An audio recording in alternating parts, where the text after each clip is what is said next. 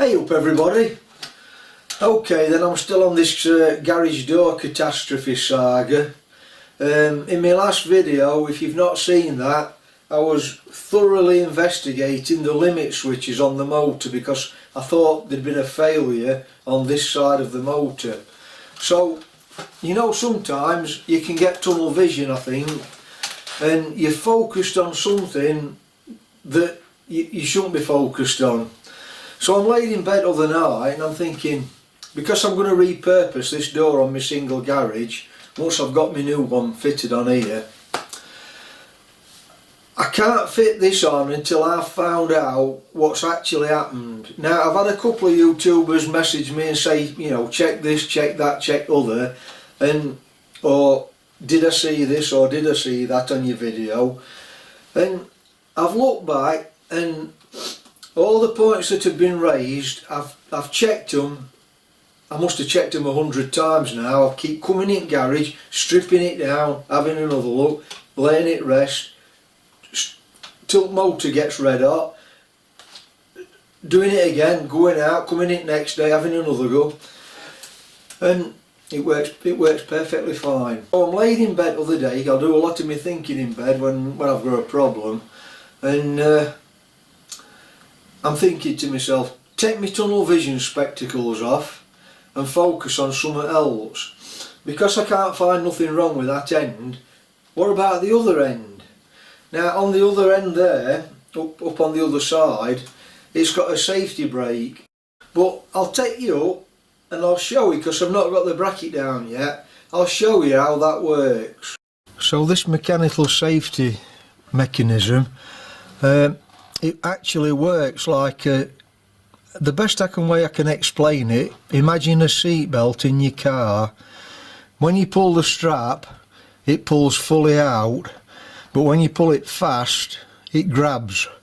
And that's what this does. It turns both ways. But like, say the door's coming up now, and I increase the speed a little bit, it's grabbed solid. Right, so same again, coming down, the door's coming down. If anything fails and the door starts to drop fast, it grabs. So I'm wondering if when that door was on the way up,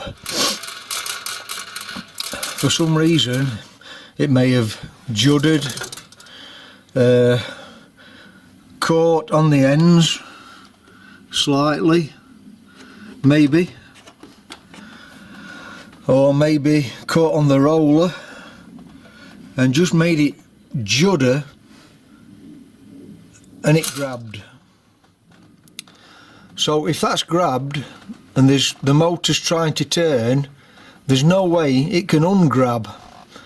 So if the motor's trying to turn and this end won't, the motor on the other end is going to try and screw the bracket and turn the old bracket. And you can see the depth of that. It's only half my little finger, so it's only about 30mm deep. And if that bracket over on the other end screwed itself and bent by 30mm, then this end just popped out. If you look at this bracket here, it's got all these markings on because I'm cutting it down to fit my other garage. My motor was here, and if the other end's stopped but the motor's still trying to turn upwards, it can't turn. So what it's done, it's turned the old job lot and the bracket as though it's screwed it inwards. If you look at it from this angle, look, and by doing that, because it's bolted here, it's pulled the old spindle out of the other end, and then it's crashed it floor just coincidentally in time when the actual door was fully rolled up. Because when I turned to go into the car, I could hear the door rolling, but when I turned and heard the bang, I could hear that the motor wasn't rolling, so it did stop. but it didn't stop in time before this got pulled out of the other bearing on the other end. So that's what I'm thinking at the moment. It's ironical, isn't it? It's supposed to be a safety brake, and if it's gone faulty like I'm saying it's gone, for any reason, I don't know what yet, the safety brakes caused the accident. Yeah, that's a bit ironical, isn't it? I'll take that down and I'll have a closer look.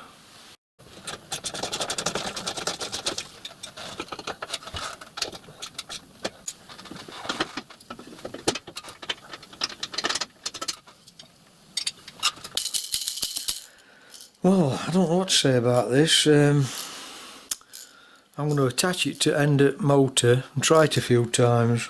Just done a Heath Robinson job in fastening this to this piece of wood with some screws either side.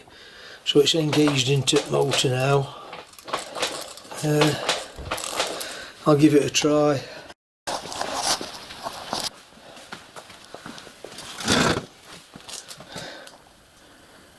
Well, the plot thickens. I've just shown you fitted that onto that end of spindle for my garage door. I powered it up. I couldn't do it with camera on. I don't know whether I forgot to switch camera or whether there were that many things going off, because I've got to get onto the button of this control panel ready to stop it. So I started it up. I went over there, simulated a snatch, so this grabbed hold like it should. Yes, it grabbed hold, and straight away the motor kept going and it turned this block of wood over. It didn't cut itself out.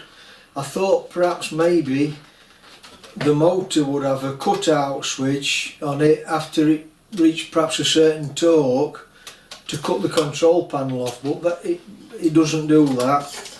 I found out since that there should be a micro switch on this safety brake, and what they've done, the people that's put my garage door up 17 years back have done all the work, put this safety brake on but not put the micro switch up on and wired it up to my control box. I can't believe it, to be honest. So this works perfectly. It stops the door coming down or whatever, but it doesn't stop the motor. So what happens here then, I'll just explain this briefly. Like I said, I'm no expert with these, but this outer casing has got this safety brake in the centre that snatches, that grabs when it's snatched for any reason in the down or the up position. What happens is the whole unit is clamped into this outer casing with this bolt to a certain tension, so that in normal operation this will spin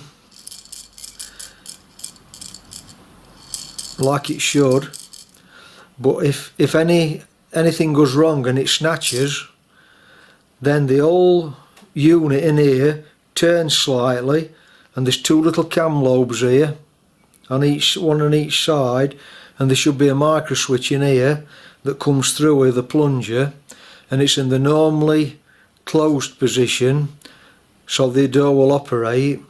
And then when this snatches and turns this whole unit inside, the cam switches the switch off and switches the power off then to the motor.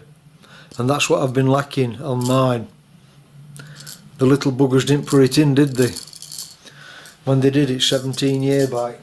So when I get my new door up, I'll be looking for that when they're doing it, making sure that it's all wired up properly. I've been searching the internet for a few hours to find a specific micro switch for this. You know, it's got to be a specific size and a specific plunger depth on it, and I can't find one. But I'll keep looking. I've seen one somewhere on the internet, It comes with a switching, I think, but they're about £100.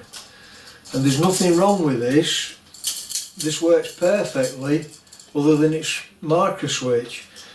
So if I can't find a marker switch, what I'll do, I'll probably modify this to fit a standard marker switch in some way or some form. I'm going to get that bent bracket cut down and repaired that's damaged. Get this other one tucked down up here and get that cut to fit my other garage. Get this spindle cut to length, etc. Then once the garage door people come and put my new door up and take these old slats down, I can get the good bits cut out of them and make a 6 foot something by 6 foot something high door for my single garage, and I can repurpose this so it's not wasted. Sometimes you've got to be like a dog with a bone, haven't you, when you try to find a problem out. These things come to try you, don't they? Eventually, if you keep at it, you find out the problem. So I've got to the bottom of it then, and I'm a bit happier in my mind now. Now I found the problem. At least I've got there in the end, and I didn't get injured by the door when it dropped, etc. If anybody's got a roller door out there and got one of them safety brakes on, because I think they're a legal requirement, might pay you to go and make sure it's wired up to a marker switch. I'm going to sign off for now. If you found that useful, interesting, informative, etc, etc, give me a thumbs up and a subscribe, I'd appreciate that. And I'll catch you next time. Thanks for watching. Bye for now.